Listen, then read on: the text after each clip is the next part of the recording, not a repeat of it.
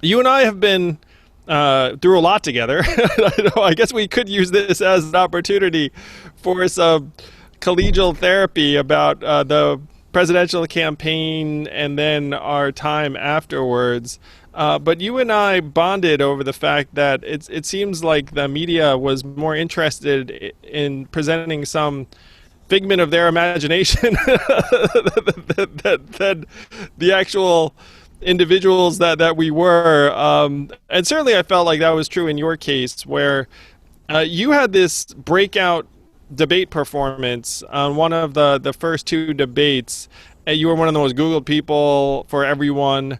Everyone was really excited about you, and they saw what I'd seen already, which is that you were speaking the truth and connecting with folks in a really important way. And then it was almost like this strange shark attack where it seemed like everywhere you looked there was some kind of negative media treatment, like it's like, oh no, like you can't be excited about this person, and that was the way it seemed from my perspective, but certainly from your perspective I'm sure it was much more visceral.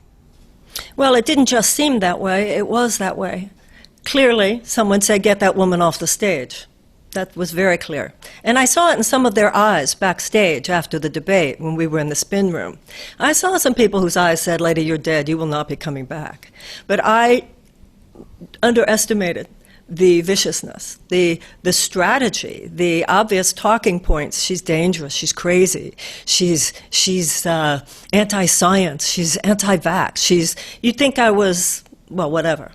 And so, yeah, it was ubiquitous, wasn't it? That I had told AIDS patients not to take their medicine, which was particularly ridiculous given my history with AIDS patients and the fact that at that time there was no medicine. I mean, the most vile and vicious things, actually. And I thought in terms of you, it was particularly interesting because I thought that the misogyny was very clear. You did things, Andrew, that I thought were adorable, like when you put whipped cream in your volunteers' mouths and when you crowd surfed and, all that. If I had done those things? So, yeah, it was quite something. Well, certainly you can't live in America and not know that gender plays an enormous role in treatment of really anyone, but political and presidential candidates at a much higher level. And I agree with you that some of the things that happened on my campaign would have seemed very, very different if it had come from another candidate. And also, you didn't have any previous political experience. So why did they make that such a big deal in my case, but not in yours? So, well, they made it a big deal in my case too. Yeah, not the same way. You know, it's not the same way. Yeah. No, well, I mean, the media treatment of the two of us was different, for sure. Yeah.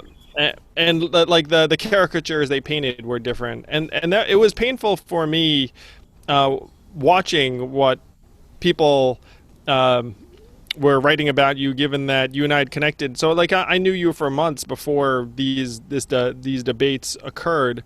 And if you speak to someone individually, you can tell that they're thoughtful, patriotic, sincere, and then when you see various things being written about them, you're like, well, where the heck did that come from? And I agree with you. Like, I'd underestimated the capacity of the media to write a story that suited their needs rather than something that they were actually interacting with in real life. Yeah, and the lack of journalistic ethics, the using anonymous tweets as a source, a lie or false narrative is repeated, and then they just repeat it again and repeat it again. The interesting thing and the sad thing for me was that when I actually spoke to audiences, people knew who I was, but what that smear did was convinced so many people that they didn't want to come hear me.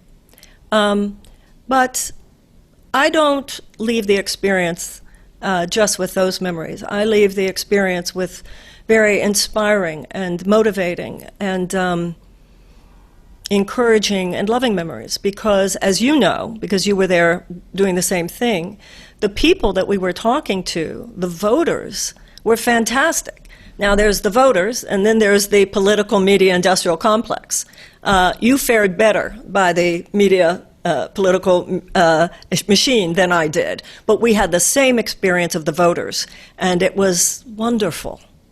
And that gap between those two, I find tragic, because what you represented, what I represented, what Bernie represented in our own different ways was a different conversation, a new conversation, one that did not adhere to the same old formulations. And what I experience, as you did too, is that the people are ready for that. The problem is not with the decency, the dignity, or even the regenerative interest of the American people. And that's where our democracy is broken, and I hope as the months and years unfold, that rupture can be healed. Wherever I went, people loved you. And I had the same experience that you did, where when you have conversations with actual voters or families just trying to improve their lives, it was essentially a completely different conversation than what was being had in the media. And that connection was, for me, profound. I think you had more experience having that connection with people than I, because you've been a spiritual leader for so long. Did you watch I watched both the DNC and the RNC. I thought you were great, by the way. I thought you were wonderful. Yes, I watched all of the Democratic and all of the Republican. Me too. And, it was a fascinating parallel universe, like I felt myself dropped into with really, to some extent, both of them, honestly. But I recognized more of one than the other. And the RNC, I joked that it felt like the movie Starship Troopers to me. I don't know if you remember that movie. No, but I saw you tweet about it, and I looked it up. Yeah, It's a satire of authoritarianism is what the movie was. Well, I didn't think it was satire at all. It was the very real thing. I thought that the Republican convention was evil genius. I thought it was brilliant in its maleficence? Malevolent? Yeah, it was malevolent in a brilliant way. The way they took genuine moments, genuine human authenticity, and they wrapped it around big lies. I thought it was brilliant in a very evil way. And also, the thing that I felt was the saddest, as someone who wants Joe Biden to win very badly, they prosecuted a case against Joe Biden. Why didn't the Democratic Convention prosecute a case against Donald Trump? If ever there was a prosecutable criminal in the White House, here it is. They didn't prosecute a case. Kamala Harris is a famous prosecutor. Why didn't you prosecute a case? And the other thing is, the Republican Party, even though the vast majority of it was lies, bragged about policies. We did this. Most of the time it was a lie. We're going to do that. Most of the time it's probably a lie. The Democratic Convention, where was the policy?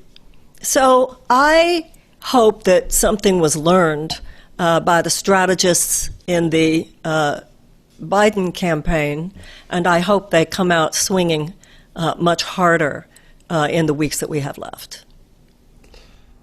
What you say about the RNC, it's true that they would take real human stories, human sentiment, individuals, and then they would wrap them in this other set of ideas or values or propositions, and you would see it. And the wild thing, even for me, where I'd be like, well, that part of it I appreciate and value and agree with, but they've taken it someplace else that I don't agree with or appreciate or value at all.